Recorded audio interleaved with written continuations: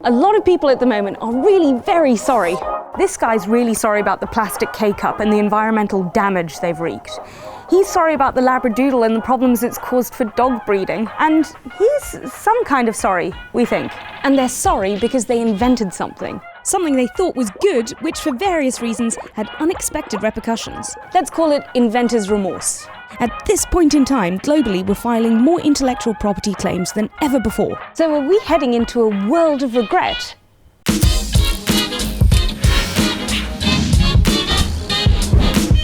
After love, regret is the topic we talk about in conversation the most. Tungsten, daylight. Tungsten. You've just invented the world's crappiest disco. Regretting your invention is a thing. Nguyin's Flappy Bird was downloaded 50 million times before user complaints just totally overwhelmed him. By the time Kalashnikov died and expressed his sorrow, there were 100 million AK-47s in circulation. 4 billion of us took a plane last year, but the Wright brothers initially regretted their invention when it was used in war. And there are loads of other examples, like the office cubicle, or pepper spray, or the polygraph test, or Comic Sans. And some are mildly irritating, like the pop-up, and others are world-changingly horrific, like the atom bomb. The thing is, inventing's good. Here's a graph which shows a correlation between the Global Innovation Index score and a country's GDP. So here are some countries. Here's India, here's China, here's Germany. Now, a higher economic development is associated with higher levels of innovation, and vice versa. Your skill is extraordinary.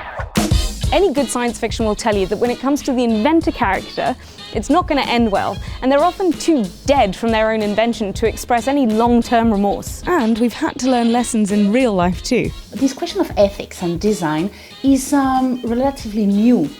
It was not the question before because inventing was so great. People didn't stop inventing things and didn't question it. After the bombing of Hiroshima and Nagasaki, people realized that technology is not a salvation anymore. The 60s became a turning point. Exactly at that time, the guilt arrived. The designers and the inventors have been attacked for inventing without care and intention. Here's a graph which shows the frequency of the term futurist. You can see it increases drastically in the 1960s. These are people whose job it is to think about the future and consequences.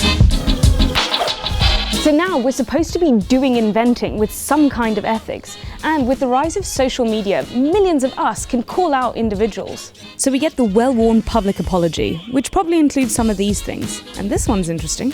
Because there's something else going on when it comes to inventions. The lone inventor was never real, and is even less so today when the most number of patents are being filed by corporations for innovations in teeny tiny chunks. So the responsibility of one person is diminished. As we keep inventing, we're still probably going to hear a lot of apologies. So the question might actually be whether there's any true regret behind them. If you like that, you can find more mixed reality videos just over here.